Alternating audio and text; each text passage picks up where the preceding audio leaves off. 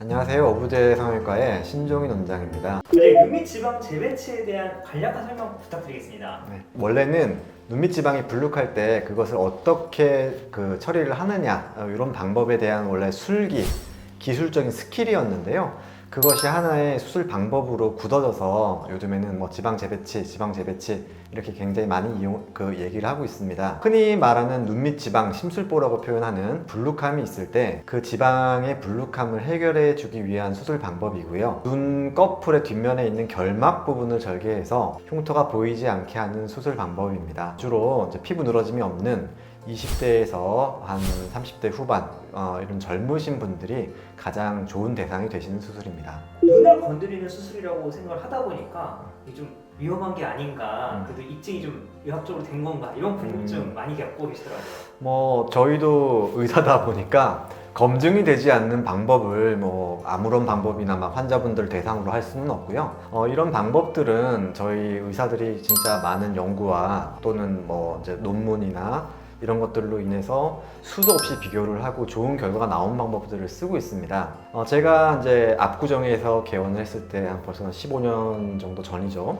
그때 당시에도 엄밀히 이야기하면은 하시는 선생님들이 계셨어요. 물론 거기에 굉장히 세부적인 스킬들은 좀 차이가 있습니다만 그래도 그 당시에는 굉장히 지금처럼 대중적인 수술은 아니었거든요. 그래서 저도 그때 이제 이런 수술 방법들을 할 때 뭐 요즘은 동영상이나 이런 것들이 또 강의할 때 많이 사용이 되고 있지만 그 당시에는 그런 동영상 강의도 많지가 않고 이랬을 때라서 굉장히 많은 논문을 찾아보고 저도 굉장히 많은 걸 찾아봤어요. 그랬더니 교과서에 한 요만큼의 내용으로 나오더라고요. 그래서 그런 내용으로는 이미 뭐 수십 년 전부터 이런 수술 방법이 있다 이런 것들이 나와 있었는데 그것들을 요만한 내용에서 한 줄 내용 가지고 논문이 한 편 나오고 그 다음 줄 가지고도 논문이 뭐 3편 나오고 이런 식으로 굉장히 그 술기적인 면들을 입증하기 위한 노력들이 굉장히 많았습니다. 물론 저도 거기에 대해서 이제 뭐 외국 논문이나 우리나라 논문에 여러 가지를 발표를 했었죠. 그래서 어느 정도 안정성은 충분히 확보가 되어 있는 수술이라고 보시면 되고요. 환자분들이 걱정하시는 거는 수술적인 걱정도 있지만 이게 눈을 건드리는 수술이 아니냐 요거를 걱정을 하시거든요. 근데 이게 눈꺼풀 부분에서 그러니까 여기가 눈동자라고 보면 눈동자를 가리고 있는 눈꺼풀이 있죠. 눈꺼풀 부분의 뒷면을 수술을 하는 거라서 정확하게 말하면 눈동자를 수술하는 것은 아니라고 봐야 됩니다. 그래서 저희가 수술할 때도 눈동자가 이렇게 있으면 거기를 보호하는 렌즈를 이렇게 껴서 눈동자를 보호를 하고요. 그쪽에서 렌즈보다 앞쪽에서 다시 눈꺼풀 있는, 즉 눈동자와는 떨어져 있는 부분을 수술을 하는 거라고 보시면 돼서 눈동자 자체에 직접적인 뭐 건드리는 거라든가 이런 것들은 없는 수술이라고 보시면 됩니다. 수술 전후와 시력과는 연관이 없겠네요. 네, 시력에 직접적인 영향은 없습니다. 다만 이제 아까 말한 대로 이렇게 근접해서 붙어 있는 부분이고 수술 직후에는 수술 부분과 근접해 있는 걸로 인한 자극으로 인해서 눈물도 많이 나고 눈동자 자극 증상이 있습니다. 그래서 피로감도 굉장히 있고 하기 때문에 수개월 정도는 그런 피로감으로 인한 눈의 불편감을 호소하는 경우들이 종종 있습니다.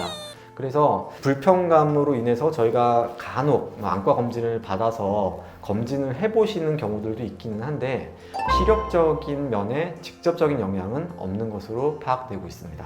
많은 분들께서 눈밑 지방 재배치와 눈밑 지방 제거 이거 되게 헷갈려 하시더라고요. 네. 이 차이는 또 어디에 있는 건가요? 이게 이제 두 수술, 제거와 재배치라고 하는 거는 옛날에는 새마을호 열차를 타다가 요즘에는 KTX 열차를 탄다 이런 느낌으로 비교를 하시면 되겠습니다. 두 수술의 목표는 똑같습니다. 눈밑 지방의 불룩함을 해결해 주기 위한 수술이라서 불룩함을 없애겠다라고 하는 목표는 똑같은데 옛날에도 서울에서 부산을 갈 때 새마을호 기차를 타고 갔지만 요즘에 굳이 그럴 필요가 없이 KTX를 타죠. 훨씬 빠르고 편하니까. 그 기차도 발전이 되는 것처럼 수술 방법도 이렇게 발전이 됐다고 보시면 되겠습니다. 뭐 여러 장단점들이 있는데 눈밑 지방 제거를 하는 경우에는 불룩함을 줄여주는 데 효과는 어느 정도 있을 수 있지만 눈물고랑이 개선되는 면이라든가 또는 너무 퀭해 보이는 면이라든가 이런 것들에 좀 문제점들이 있었기 때문에 그런 것들을 보완해서 나온 방법이 눈밑 지방 재배치다 이렇게 보시면 간단하겠습니다. 그럼 눈밑 지방 제거가 조금 더 개선된 버전이 눈밑 지방 재배치다. 네. 이렇게 이해를 하면 그렇게 되겠네요. 보시면 되겠습니다. 네, 알겠습니다. 그럼 눈밑 지방 재배치가 지금 원장님께서 설명은 해주셨지만 어떤 효과들이 있다. 좀 이렇게 간결하게 요약 좀 부탁드릴게요. 아까 요 바로 전에 제거와 재배치를 비교할 때도 말씀드렸지만 제 1번 목표는 눈밑 지방이 불룩한 것을 안 보이게 만들어준다. 이게 1번의 목표가 되겠습니다. 즉 이제 눈밑 지방의 양이 많건 적건을 떠나서 앞으로 이렇게 볼록한 곡선이 있으면 그게 평평한 거 내지는 오목한 곡선으로 들어가 줘야지 애교살에서부터 자연스러운 곡선을 얻을 수가 있기 때문에 불룩함을 없애는 게 첫 번째 목적. 그런데 그 지방을 무조건 빼버리는 게 아니거든요. 재배치라고 하는 것은 그 불룩함을 줄여주는 지방을 눈물꼬랑이라고 하는 부분으로 아래쪽으로 넓게 펴주는 수술입니다. 그렇게 되면 눈물꼬랑이라고 하는 선을 없애는데도 좀 더 좋은 효과를 얻을 수가 있기 때문에 뭐 일석이조라고 할까요? 그러니까 불룩함을 없애면서 그 지방으로 눈물꼬랑을 개선시킨다. 이런 식으로 보는 게 가장 간단한 눈밑 지방 재배치 수술의 효과를 요약한 말이라고 볼 수 있겠습니다. 또 많은 분들이 헷갈려 하시는 게 또 다크서클 이 부분하고도 좀 헷갈려 하시더라고요. 그럼 이 다크서클이 있으면 이걸로 해결이 되는 건가? 다크서클과 어떤 연관이 있는지 이 부분도 좀 궁금해 하십니다. 눈밑 지방 재배치가 다크서클의 호전을 위해서 많은 이용이 되고 있는 것은 맞는데 진정한 의미의 다크서클로 본다면 진짜 말 그대로는 피부 자체 색소 침착이거든요. 색소 침착은 엄밀히 하면 그 부분을 직접적으로 잘라내거나 아니면은 뭐 레이저를 열심히 해가지고 좀 옅게 만든다거나 이런 식으로 하지 않으면 피부 쪽은 바꿀 수가 없는데 지방 재배치 수술은 피부 쪽을 건드리지 않는 수술이고 아까 말씀드린 것처럼 피부의 뒤쪽 면을 들어가서 수술을 하는 거기 때문에 색소 자체라든가 피부 자체를 변화시킬 수는 없는 수술입니다.